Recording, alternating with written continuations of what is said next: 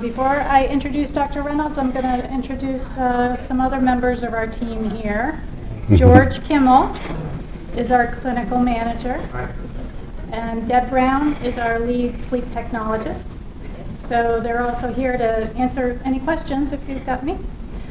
Dr. Brad Reynolds has been with us at the Center for Sleep Disorders for about 1.5 years now.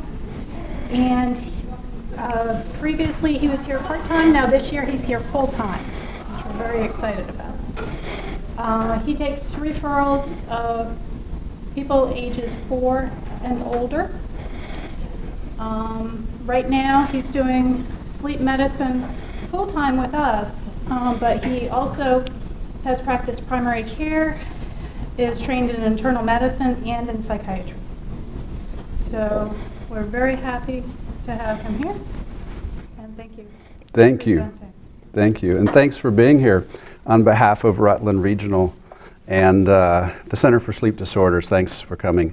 I have a passion for sleep, and I often tell my friends that are tired of listening to me that people often seem to kind of convert to sleep, physicians anyway, because we do other things. And I, like Dr. Collins was mentioning, I did primary care for a lot of years, and more than I'd like to tell you. You can tell by my gray hair how many years.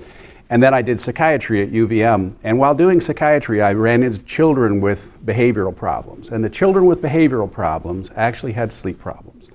And it was fascinating to me that in the process of working up these children, that if I listened closely enough, they would tell me what was wrong. They would say, you need to pay attention, doctor, because what I'm trying to tell you is I don't sleep well. And the amazing thing is, the interesting thing was, they didn't need any medications, they needed good sleep. So we'll start our story about sleep, and we're going to talk a little bit about, does sleep affect your physical health? Does sleep affect your mental health? And obviously the answers are yes. Now the remarkable thing about sleep is, we don't know what's happening when we're sleeping. So a lot of people that get caught in this situation actually don't know what to tell us. They come in and they say things, I don't feel good, I feel tired, I feel sleepy with what's going on. So that's where we're going to start our story. The idea is that something's happening to you while you're not fully alert. There's some processes that you need good healthy sleep to maintain your function, but some of the process has been a mystery. And the truth is, it was a mystery for a long time. This is my favorite proverb in honor of recent St. Paddy's Day. A good laugh and a long sleep are the best cures in the doctor's book. And if somehow we can help people to sleep, it's sort of intrinsic. If they can sleep, they can get better and they can feel better. And then I won't stay on this too long, but it's important to think about it and say to yourself, what are we doing when we're talking about sleep? Well, it's natural recurring state, relatively suspended sensory and motor activity. So not completely suspended. It looks suspended, but obviously if you've seen people sleeping, you know more is going on. Total or partial unconsciousness. This sort of sounds like a political commentary, doesn't it? It's like we can't really agree. We're not going to give you an exact answer. But it's total or partial. It's easily reversible.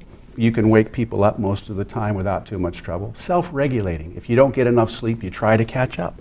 You try to get more sleep. Essential for survival. The data is pretty impressive. If you're going to disturb sleep, you're going to have some outcomes that you don't want. And occurs in all living animals. And why do we sleep? I bring this slide up, and if you've ever seen me in one of these presentations, I do this same slide, but I think it's very important. If you ask a child, why are you sleeping? Because I'm sleepy. And that's the good answer. I mean, if you're tired, you sleep. But why do we have recurrent episodes of without consciousness on a regular basis? Restoration makes sense. We're trying to repair our body. Memory, the data is coming out pretty robustly that we're improving our memory or we're consolidating memory. A lot of people don't believe me when I mention that their immune function is sensitive to their quality sleep. Your mother and your grandmother knew that. They had an intrinsic idea that somehow your healing and your prevention of illness was going to be part of your sleep. Energy conservation makes great sense. If you're going to sleep well, you're going to conserve energy. And the circadian homeostasis is fascinating. That's the clock. That's the clock that goes with our world and with our inner body. We have a clock that affects every cell of your body. So the remarkable thing is that we try to sleep according to this clock, which is truly remarkable. And preservation, I probably interpret this incorrectly according to the original comments, but I like to think if you sleep well, you're less grouchy and we'll probably preserve our planet a little bit better if we can get along a little bit better and sleep well. So I think good sleep is good for the planet as well as the person. Difficult slide, but I want to go through this a little bit because this is what sleep docs look at, and this is the histogram. You're starting off awake and you drop into this first stage. And if you can, try to look at it as a kind of a wave pattern, like you're going into these stages of sleep as you go through the night, and these are the hours, okay? So you'll start off here and you'll drop into this stage 1, and that's actually measured with EEG activity. We do that with brain waves.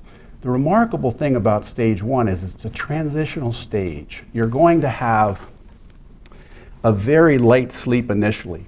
Now, if I walked in the room and you were at the Center for Sleep Disorders and I knocked on your door, you'd open your eyes and you'd say, Dr. Reynolds, I'm trying to get to sleep here. And I would say, you were already asleep.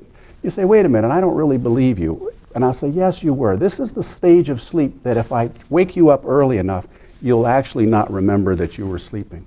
Now, stage 2 is a little different. Stage 2, there's a little more going on here, and that's the stage where we spend most of our night in stage 2.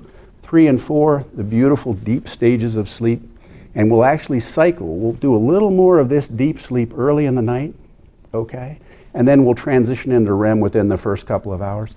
REM is the rapid eye movement, obviously connected to dream.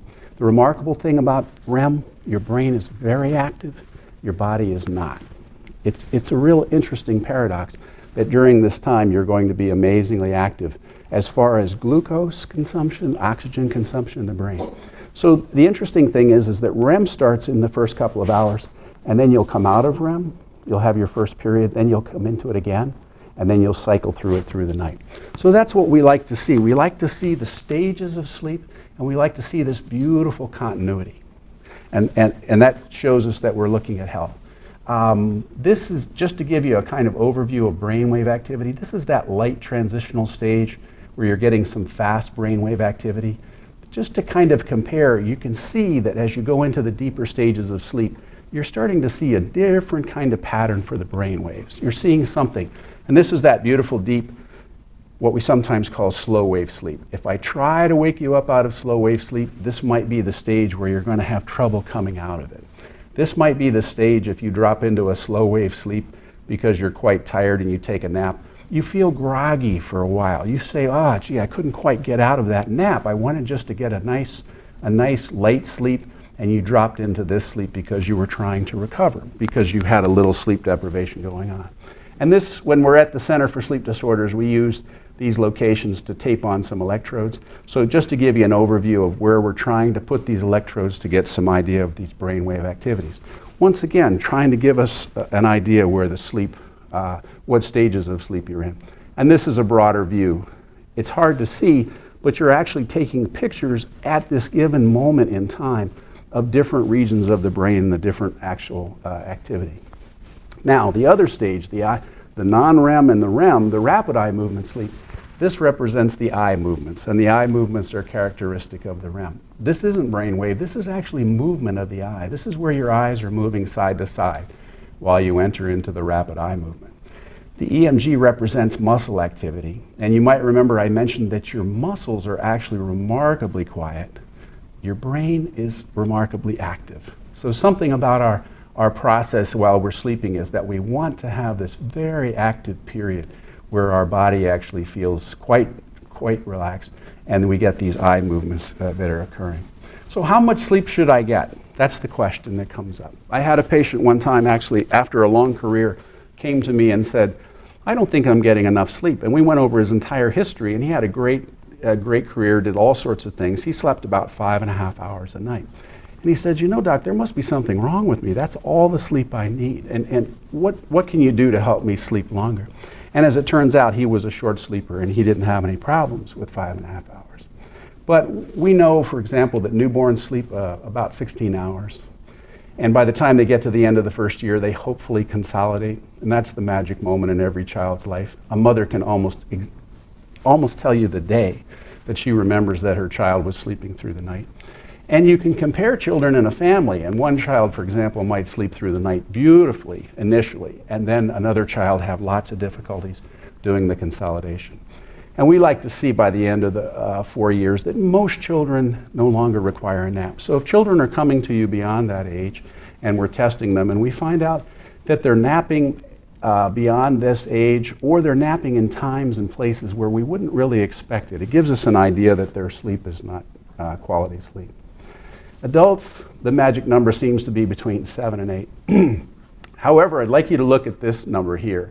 There's been a gradual decline in the amount of sleep in most adults. Surveys report 6.3 to 6.7 hours.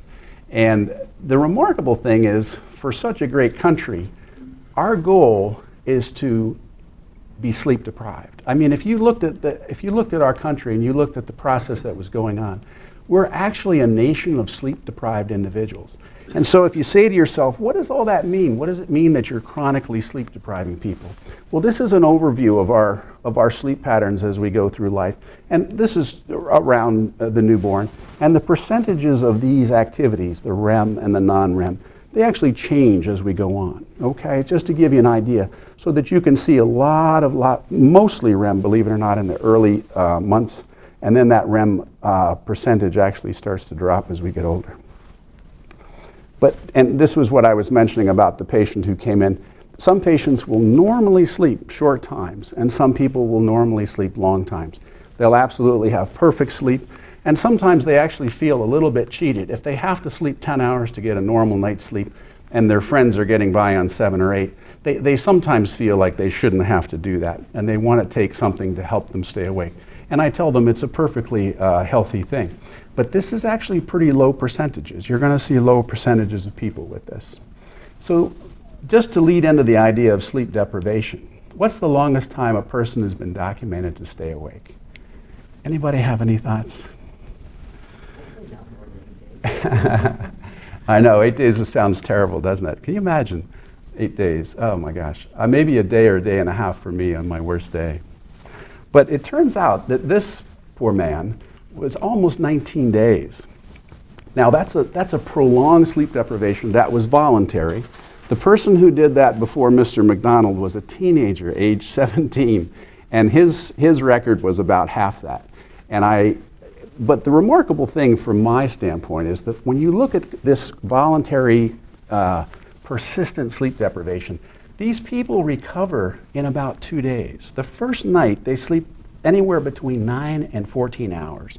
And they've been awake this particular gentleman, 18 hours, 18 days. And so they recover remarkably fast. Now, the type of sleep they have is a little bit different. It's a little bit different than the type of sleep you and I would have on a normal night.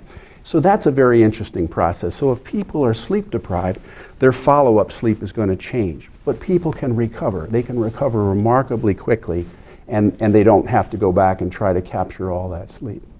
So the question starts to come up, if you're going to sleep deprive a large number of people, in our country we sleep deprive a lot. These are the kinds of numbers that we think about. And we're getting a quarter of our youngsters are sleeping 6.5 hours. I'll show you some information later that suggests that teenagers, say age 15 to 17, they should actually be sleeping anywhere from 8 to 9 hours, okay? And if we bring some of these people in and we do this thing we do in the lab called a nap test, remarkably, a third of those patients, just volunteers, will fall asleep in 5 minutes. Given the opportunity, given a quiet place to sit, they'll actually fall asleep. How do these people learn in school? How do these people function with the stress of their lives? How do these young mothers take care of their children when they have this persistent deficit? And so that's the question. What is partial sleep deprivation doing to us? What kind of effect would you expect? And the answers are a little bit worrisome. What we see, and you'll see it, and I'll see it all the time, is that people's pain tolerance actually decreases.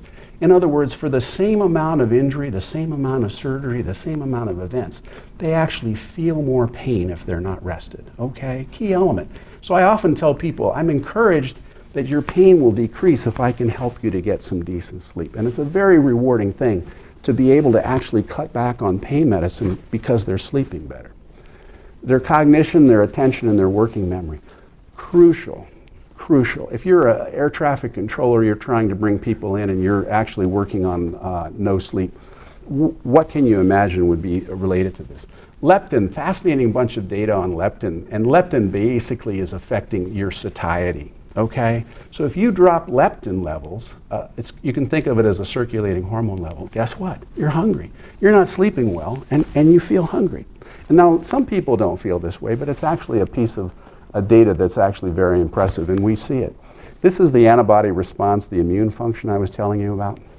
They've actually documented in people with short sleep that if you're not sleeping well, you actually will drop your antibody response to flu vaccine. A huge factor in this past winter. You probably have heard the data about this last flu shot and the kind of antibody response that people were mounting, how they were reacting to the shot to protect themselves from the flu.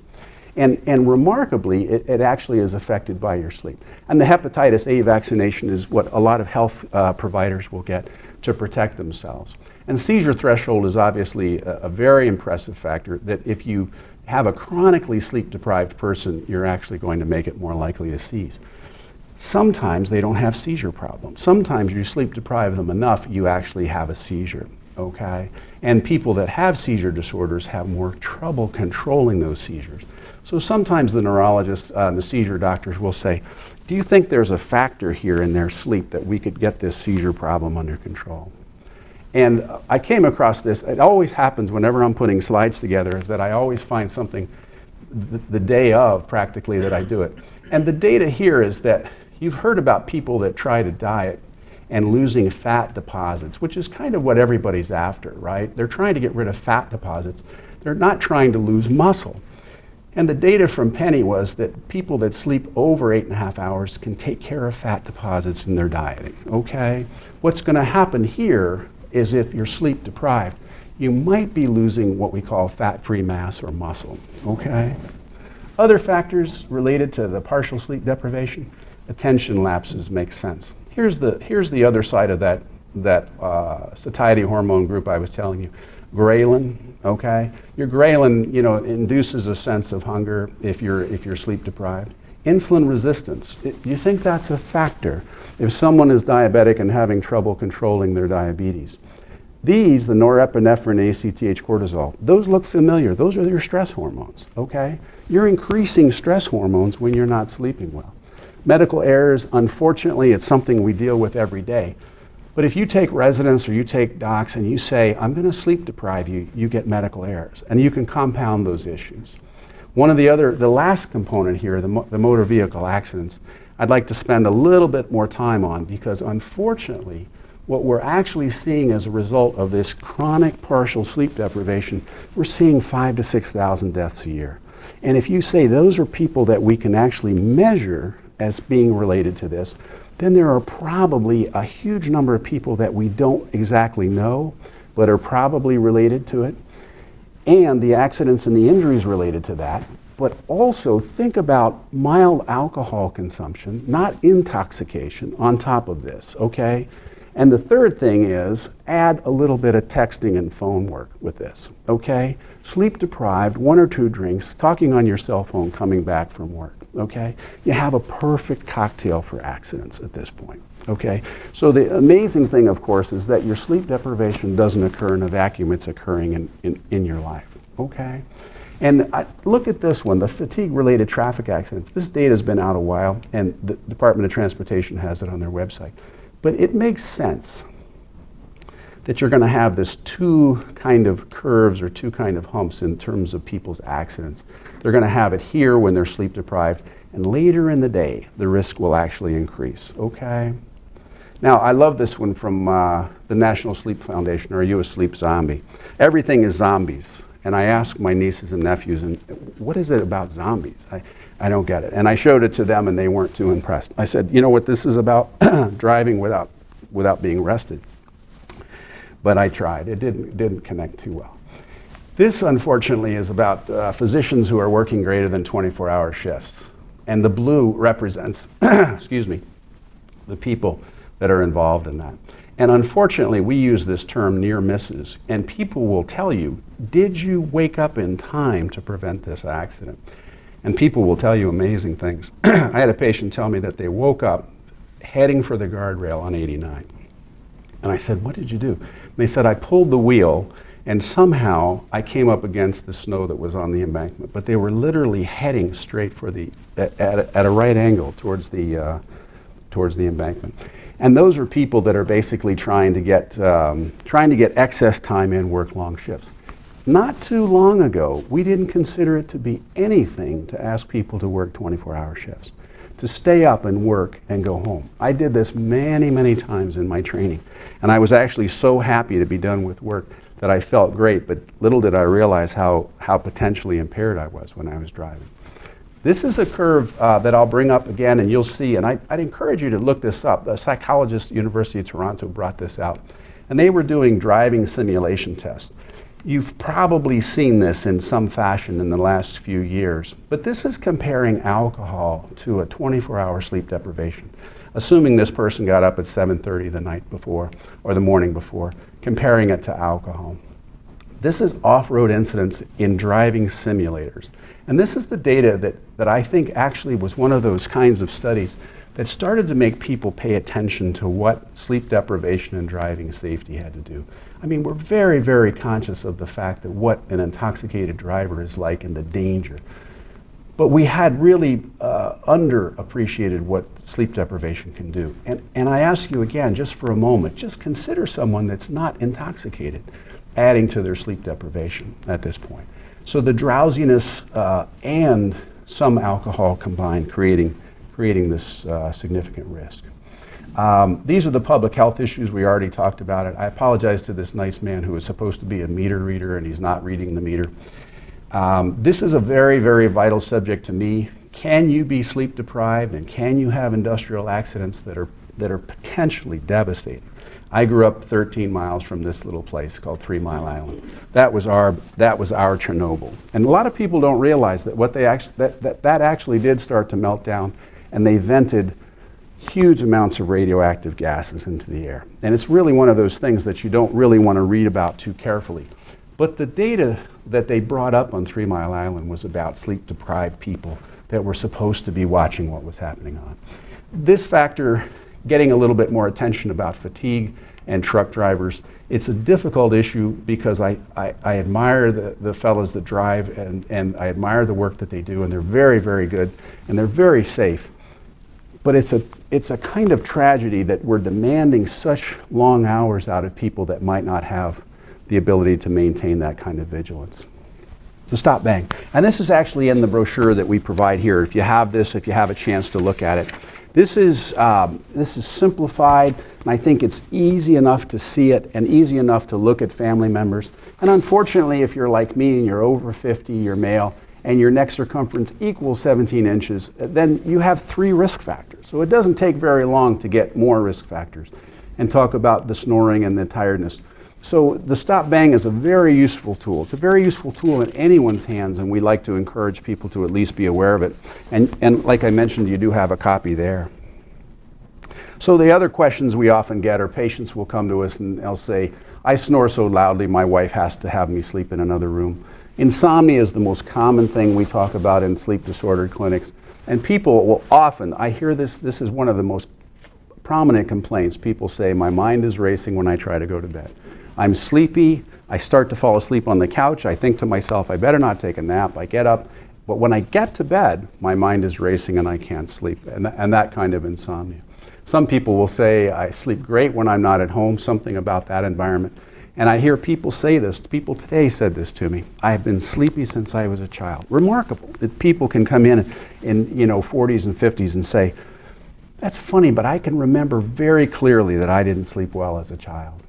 This is the apnea story that we were talking about on the first slide where we were talking, the child was giving us a story. I wake up at night choking and gasping for breath.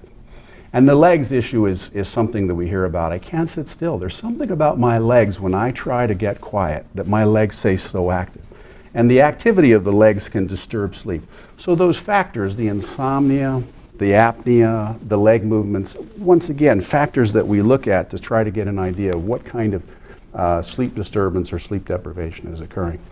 So we started our journey, we talked about sleep affecting health and your mental health and your physical health. I have an oar in both sides of the stream. I'm an internist and interested in physical effects, but fascinated by mental health effects. If you don't have mental health, you don't have health. If you're depressed or anxious or worried, then those things are going to rob you of your health. And if something is causing that, if some sleep disturbance is creating that issue, so it's fairly obvious, but I like to state it again. Sleep disorders affect medical illness. If you have a disorder, for example, you have an arrhythmia of your heart and you have apnea, it's going to affect that, okay? And that might be something that your medical doctors will want to know. And medical illnesses obviously affect sleep. One of the things that we use as an example is I have a brochure for you that's actually from the American Academy of Sleep Medicine.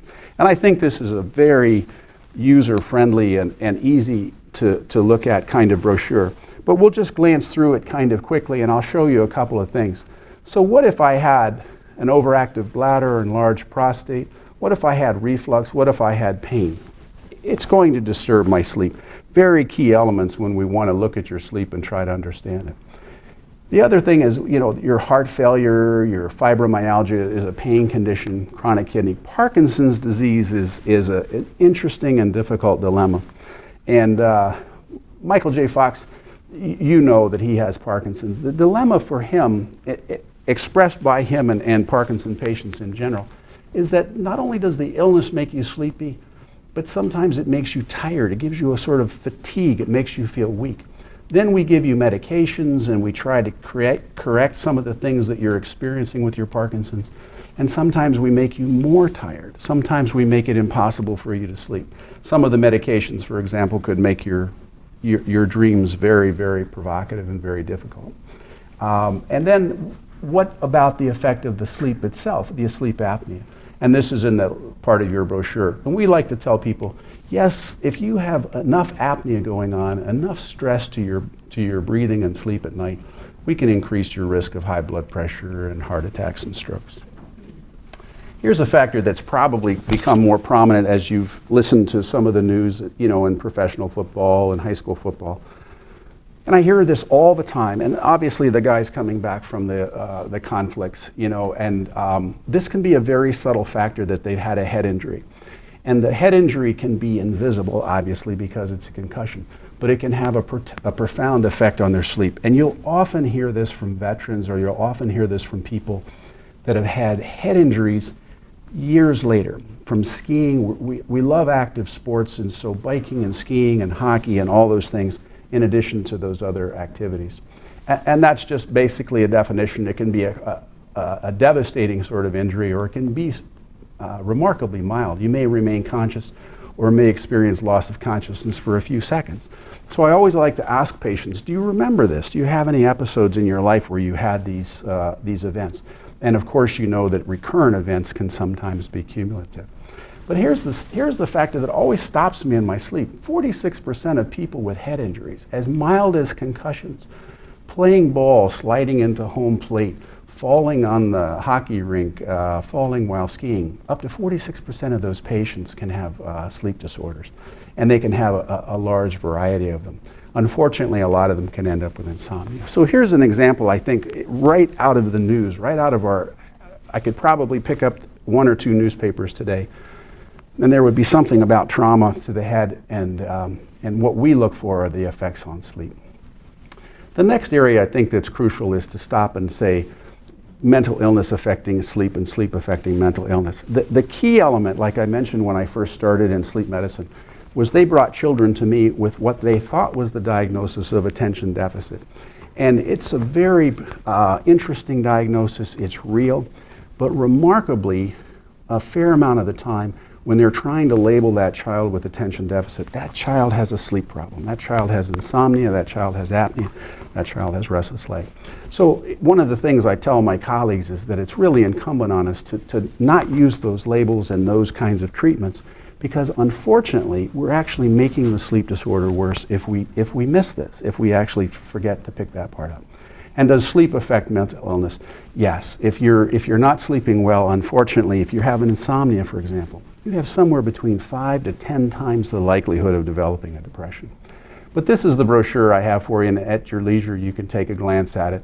But one of the key factors, I think, is that people need to understand that there's also a true mental health component to what we're doing when we're treating sleep. The anxiety disorders, the depression, and not always, but you can often get some of the anxiety and depression under control if you can control that. Here's the attention deficit I was mentioning. Bipolar patients are remarkably sensitive to sleep. I mean, if you've ever seen someone who had a very stable pattern, doing beautifully, miss about 2 nights of sleep, like a student cramming for exams or someone traveling, they can literally take their stable bipolar disorder and become manic. And unfortunately, it's not a great picture when they become manic because they can lose control. Here's that commentary about people with insomnia leading to depression. It's very interesting, but sometimes difficult to say, well, they're depressed, no wonder they're having difficulty sleeping. I think it's important for us to step back and say, is there anything I can do that will change the way they sleep, that can literally change the effect and change the risk of depression? And restless leg, there's remarkable stories of people actually being treated for anxiety, for depression, when all they had was restless legs. I shouldn't say all they had because it's very impressive. Then we get into one of America's favorite topics, and that's drugs. These are the non-prescription drugs that affect sleep. Everyone would agree with me that the medications that we take over the counter are going to have a profound effect on sleep.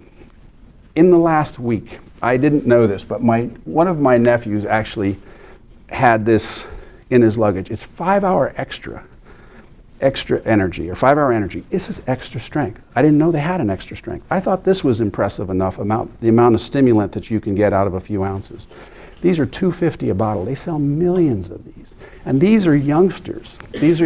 And there's a 2,000 milligram mix of stimulants in this tiny little bottle. And these things disappear off the shelves. And they also pointed out to me that there's a chewing gum, or now there is a chewing gum, or will be, that actually is caffeinated, which is just what we need. We need to be able to consume even more caffeine. So this poster is crucial because when I'm talking to youngsters or teenagers, I go through these things and I say, people like to talk about coffee and tea, but the kids are drinking this, okay? This is definitely on the shelves. They're getting 4 packs of this for $7 or $8 or whatever. 300 milligrams of caffeine practically in this. And here's the Monster, that the kids love, and Rockstar. And just to give you an idea, if you had a brewed cup of 8 ounces. Now, I'll be the first to tell you, I don't drink 8 ounces of coffee. I'm a 16-ounce cup person, okay? So they're talking 120 milligrams of caffeine in what looks to me like a baby cup, okay? America, we like our large cups. And I love it here that they list Starbucks as 12 ounces over 260 milligrams. Guess what their Venti has, their 20-ouncer? It's a 400 milligram shot of caffeine, okay? It's 400 milligrams. I'd have to have another poster to be able to carry it on there.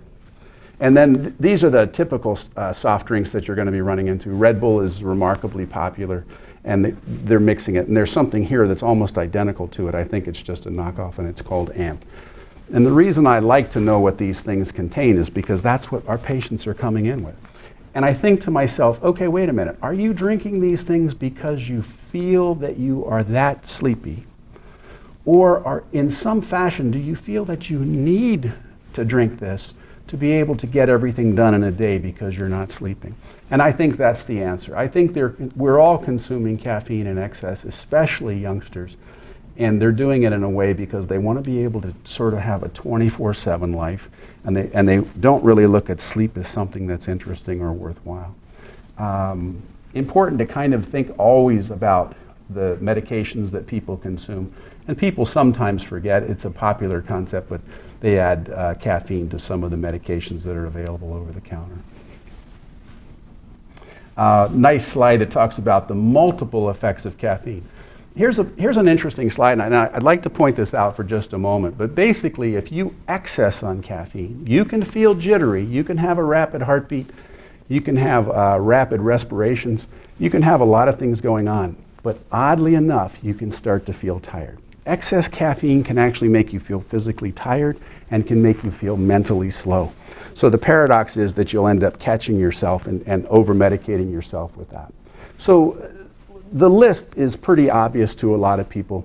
But I like to go through it, and the medications, unfortunately, if you've ever opened a PDR or you've ever Googled the medications that you've been given, one of the key side effects basically is sleep. The powerful thing, for example, in the SSRI drugs and the antidepressant drugs, they can sometimes sedate patients. They can sometimes make it difficult for them to sleep. I tell patients, I really expect this medication to have few side effects for you, but if it does, I need to know what that is. Because it's profound that if people get sleep disturbance, one of the key factors for people not taking their meds appropriately is if it disturbs their sleep. So it's important that they understand that, and also important that they let you know. Unfortunately, this is, I've even heard similar stories from my friends. I'm recording this and sending it to the kids in the car so they can watch it on their phones. In our media world, what we end up doing. So there are a couple more brochures that talk about healthy sleep in teens. I think it's a very useful one. This one also, if you get a minute, is the one I'd like everyone to at least take a few minutes to look at. How to sleep better, things that we can do, things that we can avoid. And one of my favorite parts of this is that they, on a beautiful Vermont day in the middle of spring and summer, they're out having their nice afternoon jog. And one of the things, if I can mention it to you, is before you try medications, try eliminating some of the things that destroy sleep and take away from sleep, and try adding some of the things that are remarkably safe and remarkably effective, like exercise.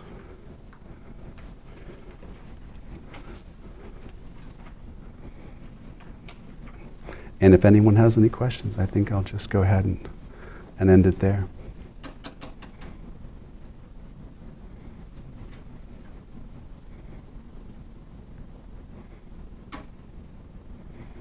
Any thoughts? Any commentary? Yes, yes. I have one. I have a family member. That, Yes. His wife reports that he's on various meds. Yes. Adult ADHD. Ah, okay. Et cetera. Uh-huh. Okay. Prozac for anxiety, other things. Mhm. And tries to go to bed at a reasonable hour, which would be 11 or 12 o'clock. Okay. Mm-hmm. Cannot get to sleep until 5 o'clock Oh, in the morning. yeah, yeah. Has no problem sleeping all day, even Mhm. taking, cannot remember what the drug is at night Mhm. that he's supposed to take, and has done sleep study Mhm. test, Mhm. and doesn't actually have, is a smoker, Mhm. and so all this stuff, and it's just like it has befuddled his brain, his thinking, his Mhm. business, you know. Mhm. And it's just like, of course, I'm of the old school, and I'd say, take him off all the drugs, get outside and go for a walk, and Right. exercise, Right. and Yeah. do the things you can, Uh-huh. but then are you addressing the other issues, you know? I mean, sometimes there's such a combination Mhm. of drugs that people are given. Yeah, just for our video tonight, the question is basically, can people consume medications that basically create a storm in their sleep and almost prevent them from sleeping well? And then is it a question of the medications causing their fogginess, you know, or is it a combination of poor sleep?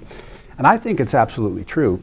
I always tell people that one of the last things we're going to do is try to give you a medication that will help you sleep, okay? We can do things, for example, there are treatments that are non-pharmacologic, non-medication induced, that are remarkable, and I can bore you for another hour if you have a chance, but these treatments actually help you to unlearn the process of how you became an insomniac. Now, stopping all meds, unfortunately, is really not a safe thing to do. You really don't know exactly how that was. And some of the medications, they can have a tremendous rebound. If people stop them abruptly, they can feel terrible. But it's remarkable to me that if you think about the data we talked about in insomnia, could it be the original core issue was the insomnia? And then did that lead to the depression? Are you with me? Great, and along with that, though, I wanted to ask, is there such a thing Uh-huh. that some people just can't sleep at night, that daytime is a natural clock? Oh, that's an excellent point. The circadian concept is that their night and their day are reversed, truly reversed. And what happens is we see people that have delays. And you've heard of people that are night owls and night people. The question for the video is do people literally have day sleepers and night sleepers? Can they get that reversed? What we typically see is people that have their clock is shifted. So they prefer to go to bed at later times, and they prefer to get up at later times. Are you with me? And the classic would be someone that comes to me and says, Doc, you got to help me. I've lost 2 jobs. I have 3 alarm clocks in my house. I try to get to sleep. I try to get up and go in and work, and I can't make it. I can't make it. What's wrong?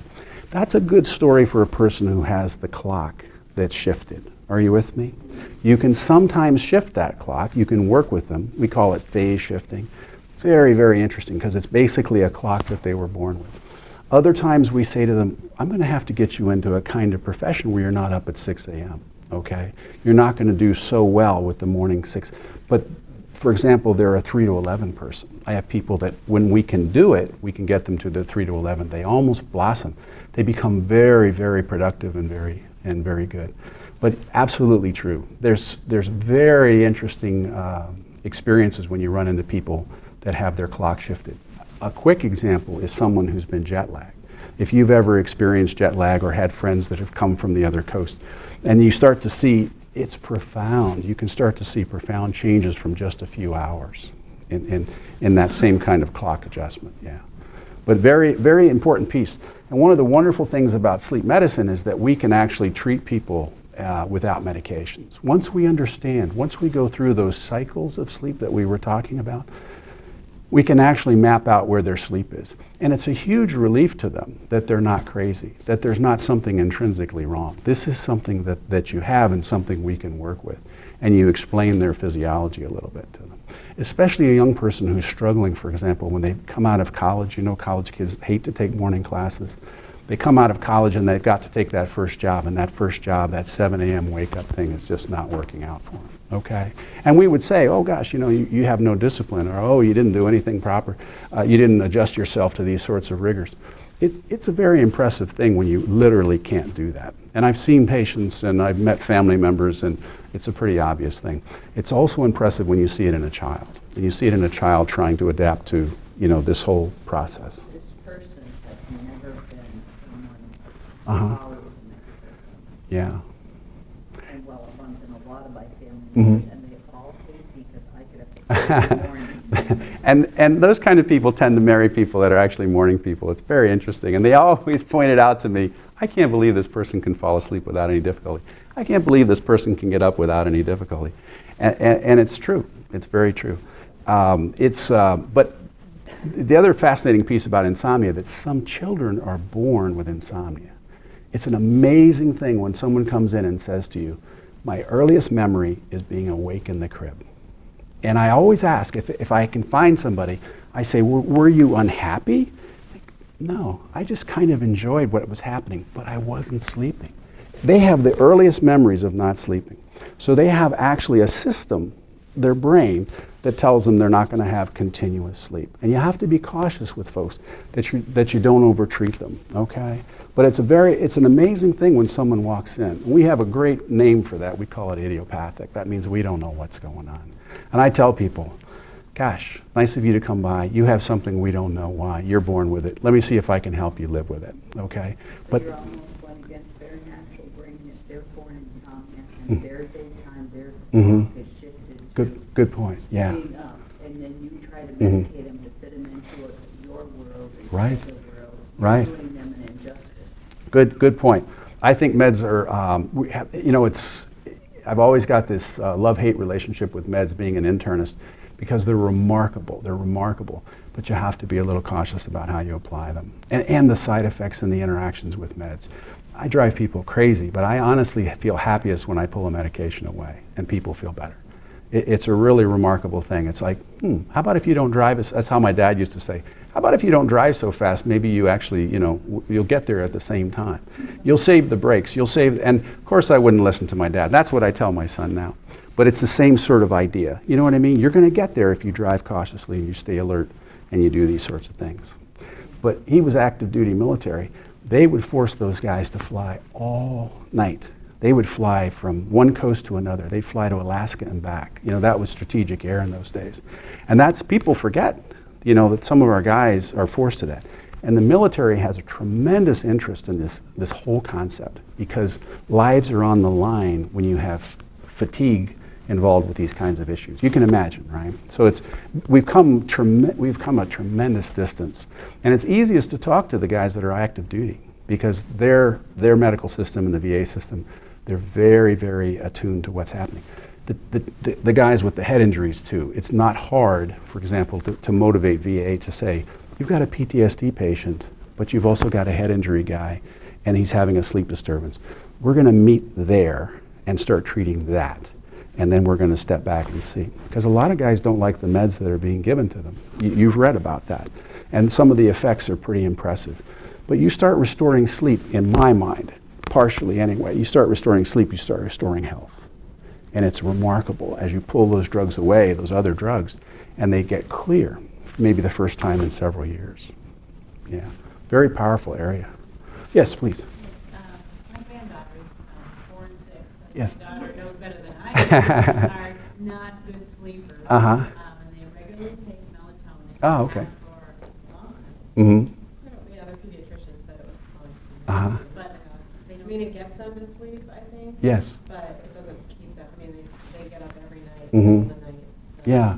And so the question for the video is about some children 4 and 6 years old. And we're lucky to have mom and grandmom here to give us histories, okay? Now, I don't want to put you on the spot. You don't have to answer any questions you don't want to.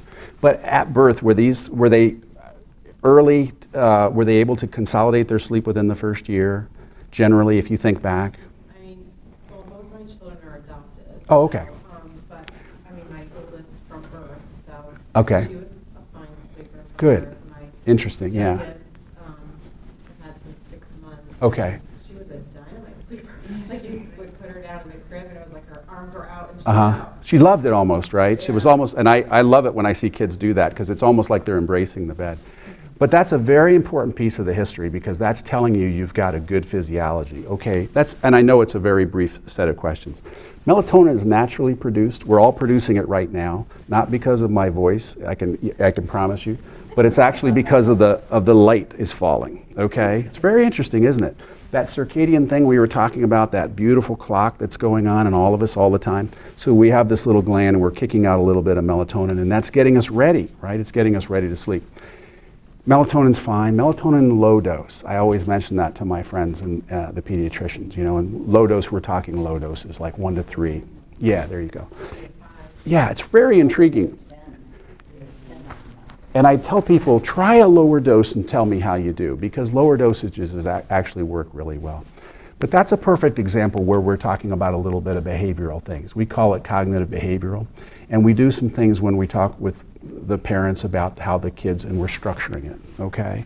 The first thing I kind of try to do is take away a little guilt from the caregivers, because the caregiver feels like they're doing something wrong. Wait a minute, I haven't got good sleeping children, what's wrong with me?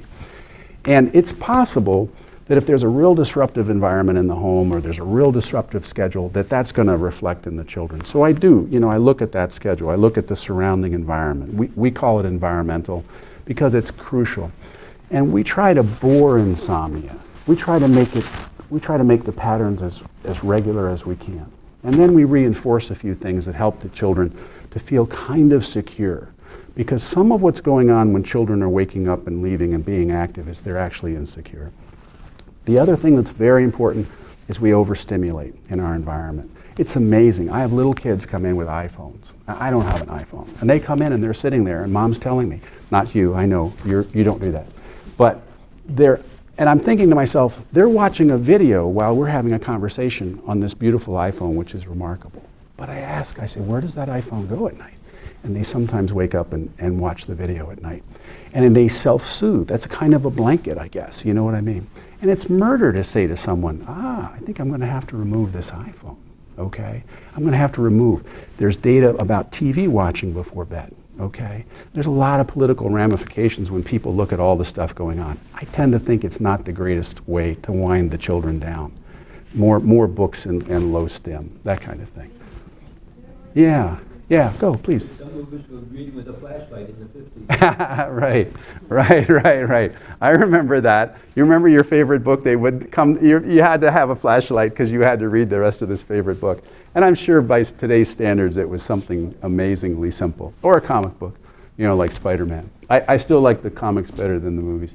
Get up later in the morning. This Yes. is something you're born with. This isn't Correct. something it's a be. Yes. No, and the implication was that people my age have less of a problem, but if you start school at 7:30 in the morning, Right. and you think all the kids are going to be able to, Right. some kids don't even function until 10 or 11 o'clock in the Yeah. morning. Yeah. I mean, is this something that's being discussed, or is this true? Yeah, it's a great, thank you for that. The discussion was a recent New York article talking about larks and night owls. And like I mentioned, larks and night owls somehow attract each other, I guess. You know, my wife is a perfect lark. She'll tell me 12 things before I even know she's talking to me.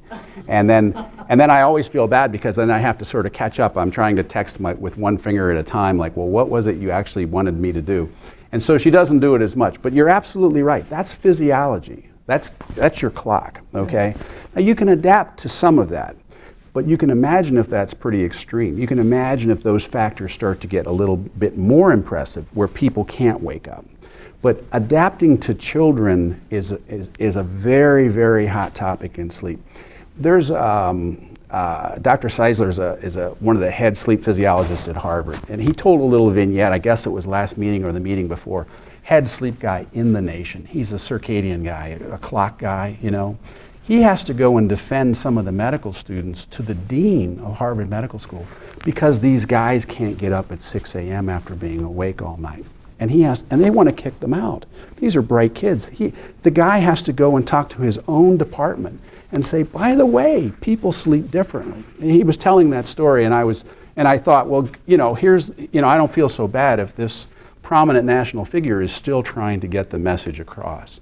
But see, we have a work ethic. We have a kind of scheduled mentality. And here's what's fascinating. My family goes back to dairy farming for 100 and some years in Vermont. Dairy farmers don't sleep. And if you sleep, you're not working, okay? I can remember my grandfather. If you're sleeping, you're not working. It was considered a kind of penalty in New England to try to take a little time to sleep, okay? So if you weren't a lark, and if you weren't up with the cows and weren't doing that kind of schedule, what would you do? But I agree. I think if we want to optimize schedules, between the ages of 14 and 17, the actual schedule starts to shift for kids. And I think we have to give them a little bit more time to adapt to that. Absolutely, I agree. Hard message to get across. Some school systems have made shifts, but I think there's room for that. I think the kids in the upper grade should be given a shift. The only dilemma is, would they stay up later so that they can get up later?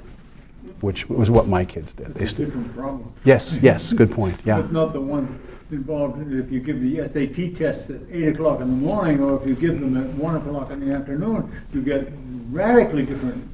Beautiful And they comment. found that scores could be 100 points difference. Fascinating, Depending isn't upon it? what time of day you gave Yeah. the score. Yeah, it's fascinating. Yeah, when I was in school, I loved to study between 1 and 3 o'clock in the morning.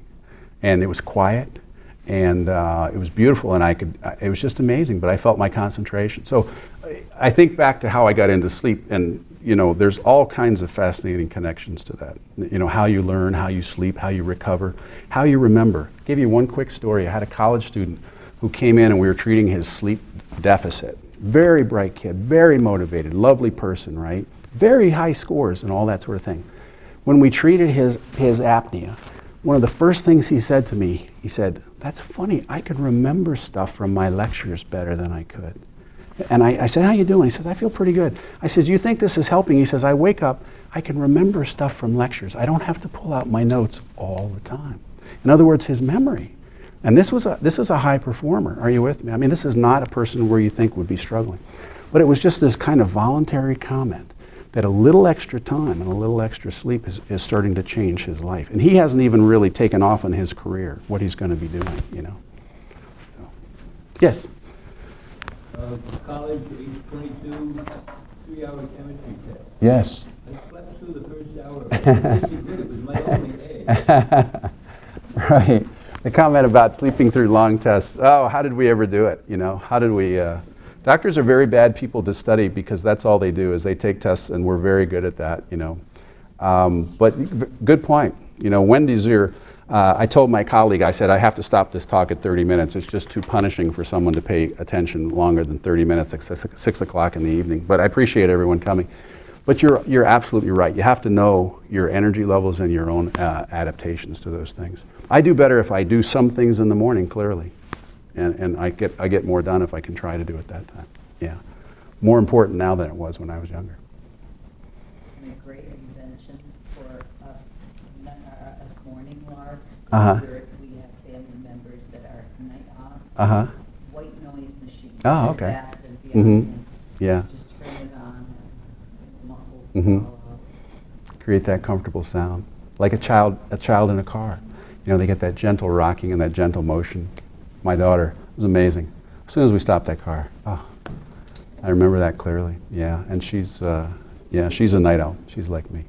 We had to try lots of things. So the things I learned, I tried. They're not easy, I understand too, when you're trying to implement some of these things with children. But be patient with yourself and patient with your family members. If these are lifelong issues, it can take a little while to unravel these things as you go through. Yeah, please. I go to sleep, good. Mhm. I don't have any trouble falling asleep. But Yeah. then after a couple of hours, I wake up. Uh-huh. And is there such a thing as a learned behavior? Because my husband had Parkinson's. Ah, and I okay. had 1 year, how Yes. as a child, Yes. you listen. Right. And even now, after his death, Mhm. I wake up and Mhm. I'm awake. Mm-hmm. And is that a learned behavior because I'm so used to waking up, listening Mhm. for him? Mhm. How can I get over that? He's passed away and... I'm sorry for your loss, but you're absolutely correct. It's remarkable. I'll give you a quick example. I had a woman that... I'm sorry. The question was that can waking up in the middle of the night be a learned behavior if, for example, you were caring for a family member who had a chronic illness? Even though that situation has changed and is gone, now you're left with a behavior that you learned. And you answered your own question, right? I mean, they taught us in school, listen, because you're going to tell me the answer, and you just did. The remarkable thing is that the brain will wake you up for a reason to do certain things. And one quick example is I had a mom who went to China to adopt. She came home and she actually had insomnia for 15 years when she came to see me. Her child had a mild illness the first couple of weeks, but she never really got normal sleep after that. It was learned. Here's the good news. It can be unlearned, okay? And the remarkable thing is meds don't work, and you already know that, I'm sure. Meds work temporarily, and then they stop working. And then we kind of cycle back through those groups of medications, okay? But it's a very good example. Family members, you remember the first slide we were talking about the mom talking about her son, Henry. And that's exactly right. That's what's happening with people with sleep disorders, is that they're impacted by the sleep of other people. Are you with me? And Parkinson's is it can be a very challenging illness to get someone to sleep well. Well, they say you should get up if Mhm. you can't sleep at Mhm. a certain amount Uh-huh. of time. But I stay there and I read for Mhm. about 3 hours. I have about 2 or 3 books. And you do well. You read good books too. And then, Yeah. I fall asleep, Uh-huh. but I get about 5 hours sleep. Okay. But I guess I'm functioning okay on 5 hours. The question was, when you wake up, what should you do? And our recommendation is terrible in Vermont winter. We want you out of your bed and out of your room. Oh my gosh, are you kidding? My dad used to tell me stories about everything freezing 3 feet from the stove. And so I don't know where we came up with these solutions in Vermont, But anyway, the reason is that you're associating being in that bed with not being asleep. Can you hear what I'm saying? You're associating that. You learn that association. Isn't that amazing? You can unlearn that association. You can actually start to change the way your brain associates that bed. And it's doable. And it's called cognitive So you're behavior. telling me to get up. Yes. And there's a little more to it. There's other things that can be done. And one of the things is that, for example, I had someone that used to wake up and they did all their book work. They did their bookkeeping and for their business, and they did their bookkeeping from like 1 to 3. And the house was quiet. They did remarkable work, and so guess what? They woke up at 1 o'clock. They caught up with all their work. They went back to sleep. So in some ways, I was trying to tell them, gosh, that's great, but your brain is waking you up to get that work done. Are you with me? So it's a balance, but it's definitely unlearnable behavior. It's learnable and unlearnable. Why do we learn it? Why do we do it? Why is the brain so adaptable that it would wake you up years later? Isn't that a remarkable thing? You'll talk to people all the time with those kinds of things, like the mom with the adopted child. It's incredible. And when you say to her, let's go back to when this started, And you say something like, oh, a trip to China, what was that for? And then when you hold it up to them, they go, was that significant? Was that real? Did that have enough of a difference? A mom and a child, a mom and a sick child, or a newborn, right? A newborn, yeah, remarkable. And then if you talk about postpartum depression and a newborn, right? You're talking about a depression and an insomnia. So remarkable pieces. Sometimes you have to treat both if that's occurring. It might not be as simple as one unlearned behavior. But there's actually a couple of things in the back of this too that talk a little bit about it. And there's some things, but yeah, it's a cognitive behavioral therapy for insomnia is very exciting, because when you see people get their sleep back and they start to feel a very kind of strong sense of empowerment, because they're no longer kind of afraid of their nighttime sleep. Are you with me? They kind of freeze them and they go, wow, that's a remarkable kind of freedom. They able to sleep and sleep through the night and not be afraid of waking up. Yeah. Do Yes. naps during the day compensate for the lost hours that she's mentioning? Yeah. That you lose in the middle of the night when you have to get up and walk around a bit? Yeah, do naps compensate? Sure, they do. And then you can get into a cycle, of course, where you're going to be delaying your onsets and creating a cycle. I personally think that naps are 100% okay, if for children, for adults, and that sort of thing, except when you're compensating for an untreated problem. Are you with me? So if you have a bad insomnia and you're just trying to catch up, I have people literally get up and go back to sleep for the part of the day. Their day is gone because their sleep is so disturbed. Are you with me? They want to have good sleep and they don't really want to nap. But if you feel a need to recover, then sleep is therapeutic. It has a tremendous therapeutic value to it, sure. A lot of us wake up in the middle of the night. Sure. Every night. Yeah, and as we get older, more so. Yeah. Yeah, but is that because you got to trot to the bathroom or something like Mm-hmm. that? Or is it some other? So you're saying that it's better to try to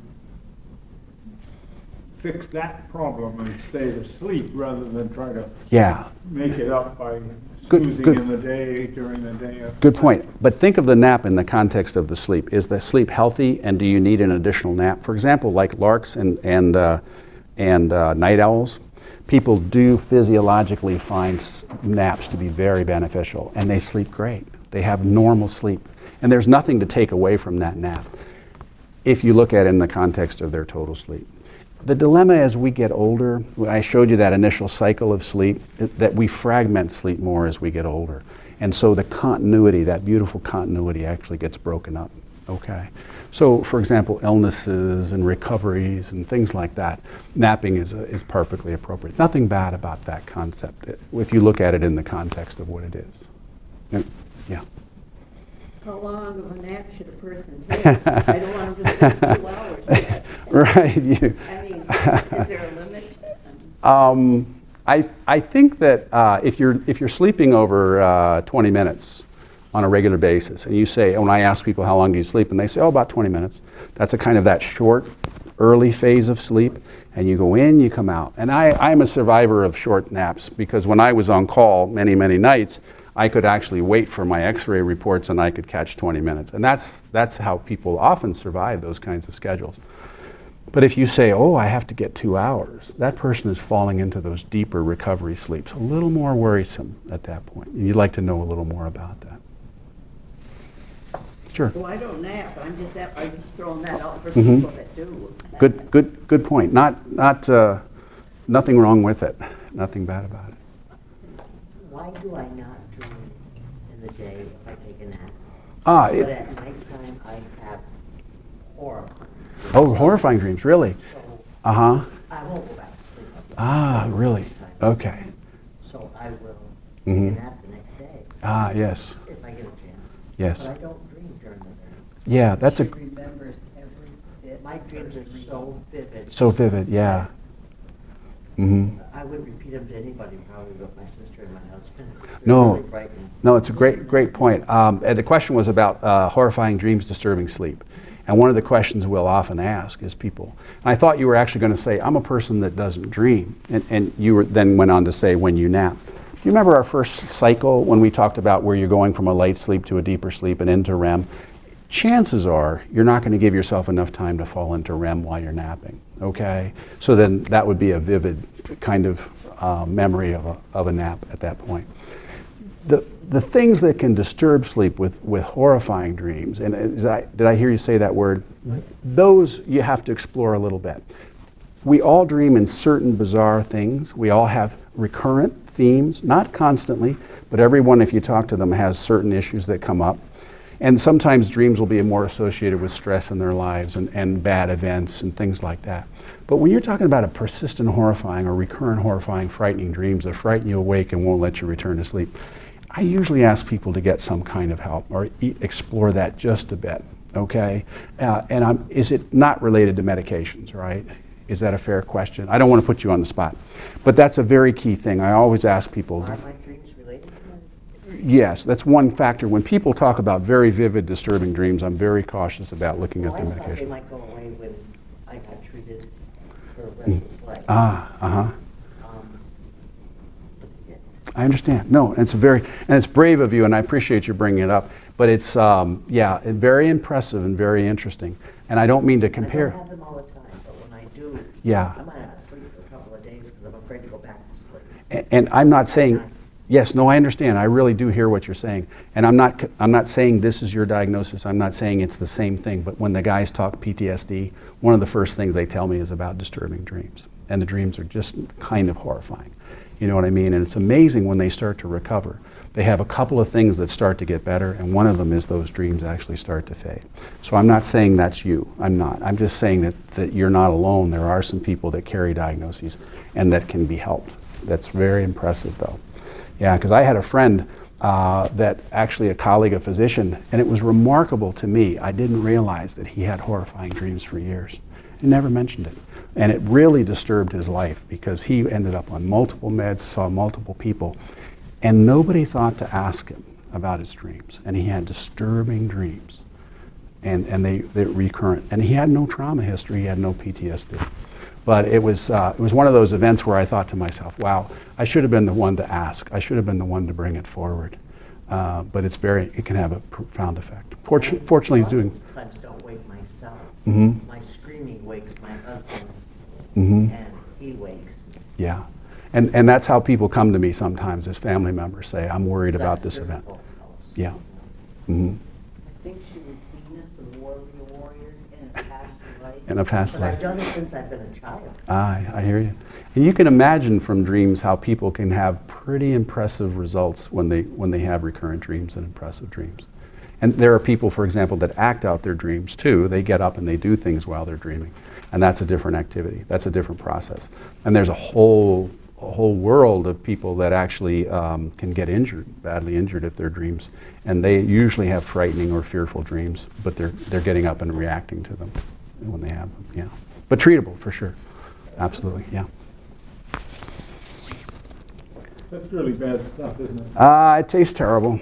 And, but there's millions of them going off the shelf every day. It's astounding. You know what I mean? We're overstimulated. We're using toxic levels of these things. And the surprising thing when I tell people is you're wasting your money because you really don't even need that much. You need tiny little fractions of caffeine to get the benefit, and excess save your money, you know.